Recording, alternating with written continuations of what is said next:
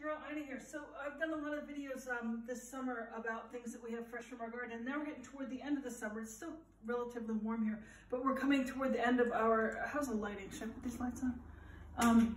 Toward the end of our summer, but we still have a lot of tomatoes. So you see we have cherry tomatoes, we have these little plum tomatoes, we've got regular old tomatoes. So what we do with our tomatoes is we make sugo, or tomato sauce, that we use in our dishes throughout the winter. We freeze it and we can use it throughout the whole year.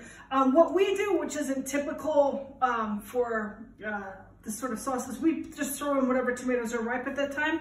So you really get the sweetness from the smaller tomatoes, like the cherry tomatoes, and then the tartness of the bigger tomatoes, so it comes up with a really nice flavor. So what you want to do, making your own tomato sauce is really easy if you have tomatoes in your yard, or even if you buy them from the store. So just fill up a pot with your tomatoes, and what you want to do is blanch them. So we have, come with me, our kettle that we've already let boil, boiling water, and then we'll add this to just right in there with the tomatoes. Enough that you can cover them up. Then you want to turn on the fire and let them boil for just a second.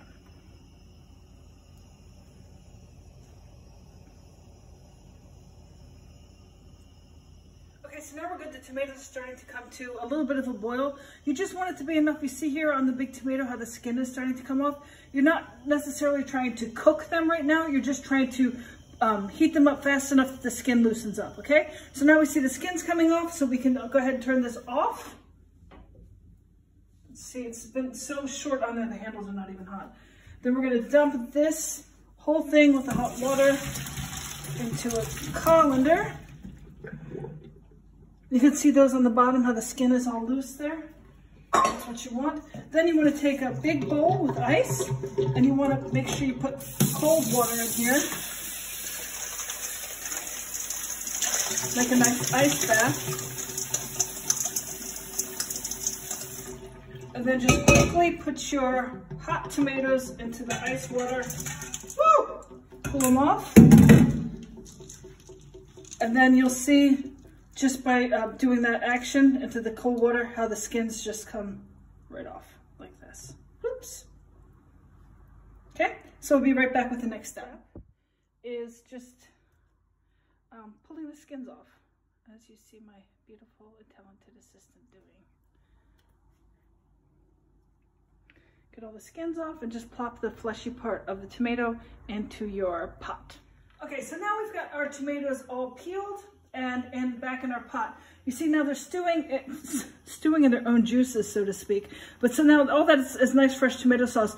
And this is, if you're familiar with the typical Italian tomato sauce, there's a time where you cook it down to thicken the sauce. That's not this time. This is just to reheat them a little bit, bring it up to a good simmer, not quite a boil, and let them cook a little bit, but you're not cooking them down yet. After we get these heated back up, we're going to go into to blend them and then to put them through a sieve.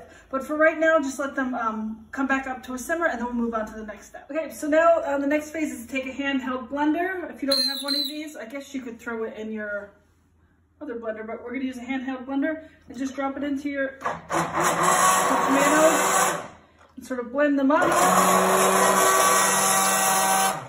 to make it into a sauce. You'll see now all the seeds are still in there. And depending on your taste, if you're gonna make a sauce right now for your family and have it on spaghetti and you like the seeds in there, this could be really the end of the process. But once we get this blended up, we're gonna put it through a sieve to get those seeds out of there.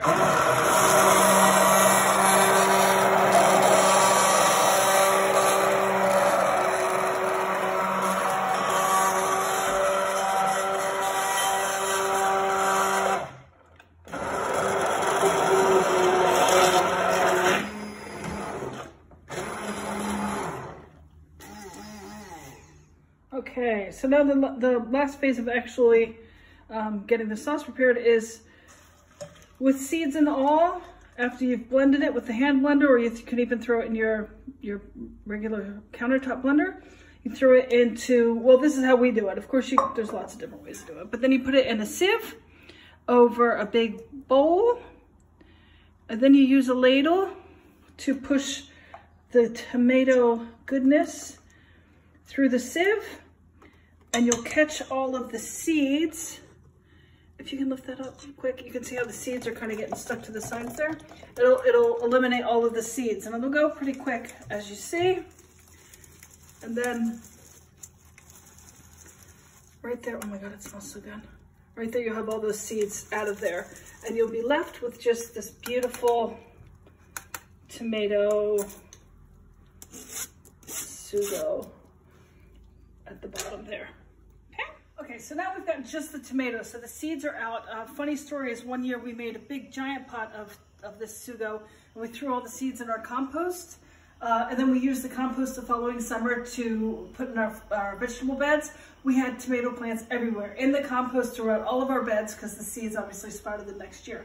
Anyway, this is obviously a small portion. This is just a family-sized portion. We have a pot we call Big Bertha that's literally this big, and we make tons of it. When you make tons of it, it's a good idea to kind of keep it neutral. So you can cook it down, but don't add any salt or anything like that. Just save them in Ziploc bags in the freezer so you can be kind of flexible with it. You can use it for chili, you can use it for tomato soup, you can use it for spaghetti sauce, you can use it as a base for example, a stew, things like this, if you keep it unspiced. As I know us, we're probably gonna have it on tomato sauce, so we can at this point go ahead and put fresh basil in it, or we can put onions and garlic in it, things like that, salt, pepper, spice it more like Italian tomato sauce. But that's really up to you. Once you're at this point, it's neutral tomato sugo that you can use for whatever purpose you want. Like I said, when we make big giant pots of it, we just freeze it like this. Once we cook it down, that we're flexible with what we use it for. But since we're probably going to use this on spaghetti, we'll go ahead and flavor that for spaghetti. And that's as simple as that. Fresh tomato sauce for your whatever you want to use it for, with tomatoes right from our garden.